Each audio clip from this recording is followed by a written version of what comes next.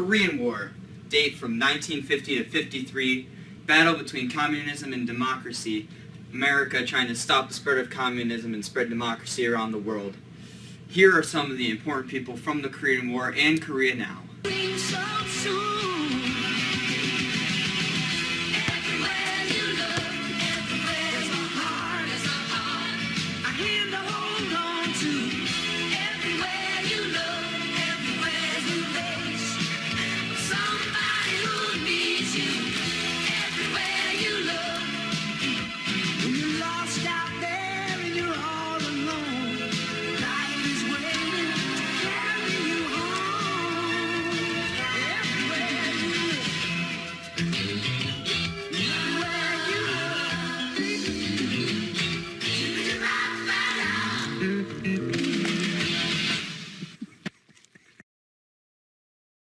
Now let's look at a map of Korea today.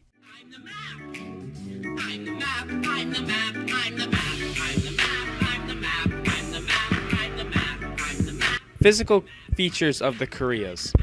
Korea is adjacent to China and Japan. It's a peninsula. The southern half of Korea is warmer than the northern half. There's mountain ranges all over Korea, and one serves as a boundary between the two countries.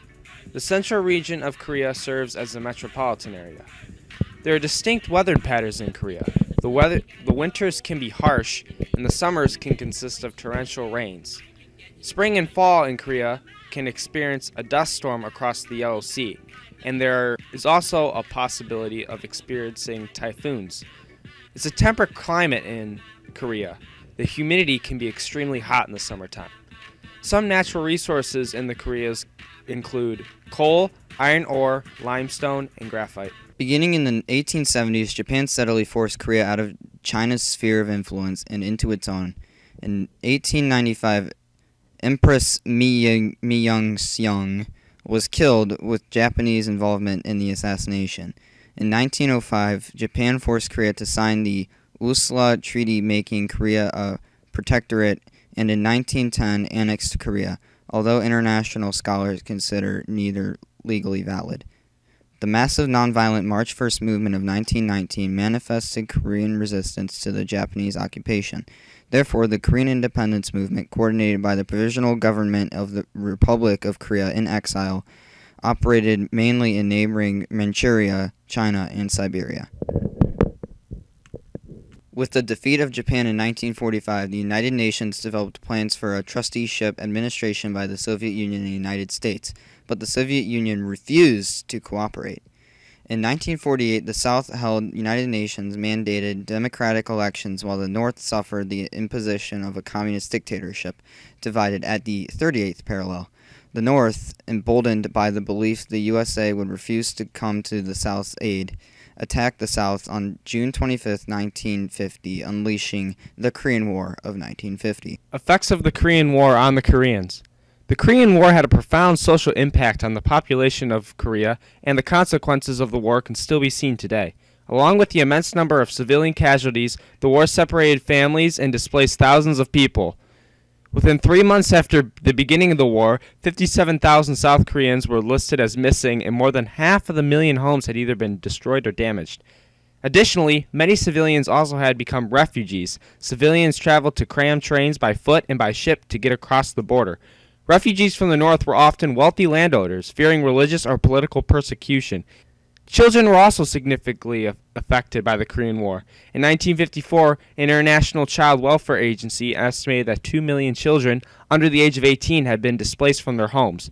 At the war's end, hundreds of thousands of Koreans, including children, found themselves on opposite sides of the 38th parallel from relatives and families. They became the separate families, who until the 1980s had no hope of seeing each other, some even to present day. The loss of family relations meant that family histories and connections would have ceased. This demonstrates the negative and far-reaching impacts of the Korean War on the local population. What's that? It's time for a North Korea joke. Japan and South Korea are on high alert after North Korea successfully launched a long-range rocket. Both countries are surprised by North Korea's successful launch, but definitely not as surprised as North Korea. Thanks, Jimmy Fallon. In 1991, the Soviet Union collapsed. North Korea had lost its main communist ally and trading partner. The 1990s were dominated by a catastrophic famine in which millions died. A once strong country began to crumble, and yet the country remained cut off, shunning most Western offers of help. Kim Il-sung, at his death in 1994, was declared eternal president. His son, Kim Jong-il, ensured continuity, and on his death in 2011, the leadership was assumed by his son, Kim Jong-un. And so, through extreme control and isolation spanning 65 years, the Kim dynasty has cemented its cult of personality through which the state is still run. Now let's take a North Korean government. The government name is the Democratic People's Republic of Korea. The government type is a communist state under totalitarian dictatorship. The chief of state is Kim Jong-un. Head of government is Premier Pak Pong-ju. North Korea remains the world's most repressed economy, firmly adhering to a system of state command and control under the regime's long-standing Songun military-first policy. Every aspect of economic activity remains tightly controlled by the Communist Party and Kim Jong-un, the Hermit Kingdom's third-generation supreme leader. South Korean economy. Over the past 5 years, South Korea's economy has charted steady, uninterrupted progress in economic freedom. Recent reforms have put greater emphasis on enhancing regulatory efficiency and ensuring a large role for small and medium-sized enterprises in the economy. South Korea's dynamic private sector, bolstered by a well-educated, hard-working labor force, continues to capitalize on the country's openness to global trade and investment. South Korean government. Chief of State, President Park Geun-hye. Head of government, Prime Minister Hwang Kyo-an. Government name, Republic of Korea. The government type is a republic.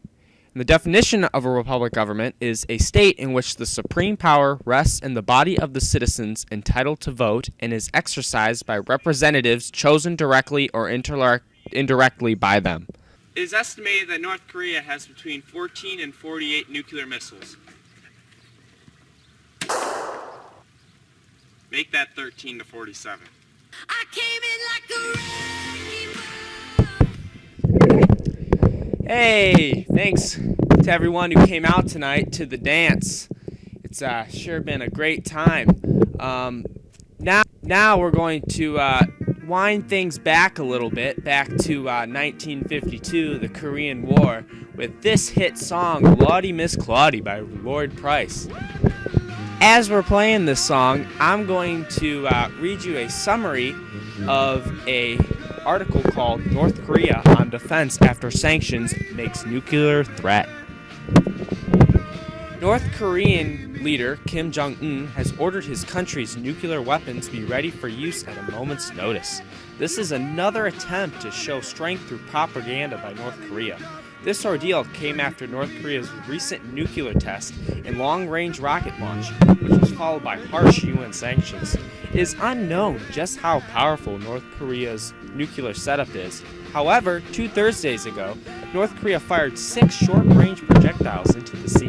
This firing was seen as a low-level response to UN sanctions. In January, North Korea conducted its 4th nuclear test, supposedly a hydrogen bomb. Last month, it put a satellite into orbit. Just before the UN sanctions were adopted, South Korea's National Assembly passed a bill that would let North Korea in on these new things called human rights. Coincidence that North Korea soon launched those 6 short-range missiles into the sea? I think not. Thank you. Mason, are you ready? Oh, yeah. So my poem is about our second news article, and I think you're really going to like it. North Korea launched a satellite into space. On Sunday, it took its place. Will the satellite even work? Will the information they'll obtain be a perk? The launch violated United Nations resolution. Looks like North Korea is coming to their final solution. This is horrible. Okay.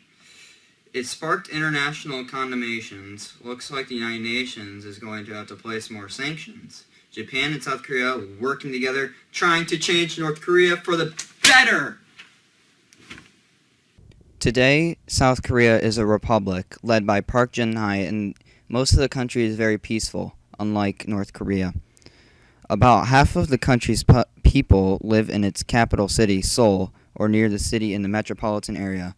Korea's Seoul metropolitan area is one of the most populous metropolitan areas in the world. In fact, some sources say it is the second most populous after Tokyo, Japan. What is life like in North Korea? North Korea closes itself off from the rest of the world, so it's difficult to give a balanced and accurate picture of what life there is like. Few citizens leave the country, and most countries advise against going to North Korea. What little we know is based on the stories of the few who managed to escape the country and those who visit it. Many citizens live in poverty, and North Korea has suffered a food shortage since the 1990s. Floods in the mid-1990s led to famine across the country. Bad agricultural management means North Korea relies on aid from abroad to feed people. It's estimated around 2 million people have died due to food shortages. Instead of the internet, North Koreans have an intranet. This has limited access to official North Korean websites. Phones can't make international calls either. Life in South Korea was very peaceful, and they focused on many casual activities such as sports, leisure, and cultural involvement. Many people end up moving to South Korea due to their booming economy, their fourth largest in the world, and that North Korea they do not allow freedom of religion, so they move to South Korea so they can follow whatever religion they would like. They are a republic, which means they're democratic, and they're just like the United States, and they have all the freedoms that the United States has. Do I think that North Korea and South Korea will ever reunify? Maybe, but not in the near future. The countries do have some things in common, geography-wise and weather-wise, and the fact that their students really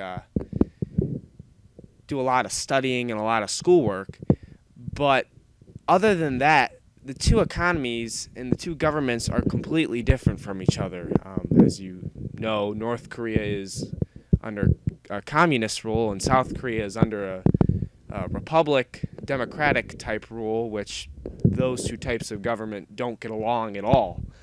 So, will they ever get back together? It's really hard to tell. South Korea has tried to make arrangements with North Korea to get back together, but North Korea is too ignorant, I guess, to try and work out these differences with South Korea. So the chances of the two countries getting back together is possible, but not very likely, at least in the near future. To answer the question, what lessons of the Korean War can be applied to establish/maintain peace in Korea today, I'd have to answer that with don't fight over government, because that's what the Korean War was over. North Korea wanted to come into South Korea in order to spread communism, and of course, South Korea not liking communism since they're a republic/democracy, they wanted to defend themselves, and that's where the whole war started. So I guess in order to establish/maintain peace, we either A, need to all decide on the same government, but in a real world that's not going to be possible, so we have to so I guess, option B is to agree to disagree. If North Korea wants to be communist and South Korea wants to be a republic, then that's just something that we have to deal with. And we still have to communicate with each other and communicate with the rest of the world, but we just have to accept that, we're all different countries and we're all different people and we all have different histories and different cultures. And I think that's important in preventing war. And don't get greedy, don't get power hungry, be happy with what you have, and any issue can be worked out. War is always a last resort. So I think these lessons from the Korean War can definitely be applied in today's world to establish and maintain peace in Korea. What's that? It's time for another North Korea joke.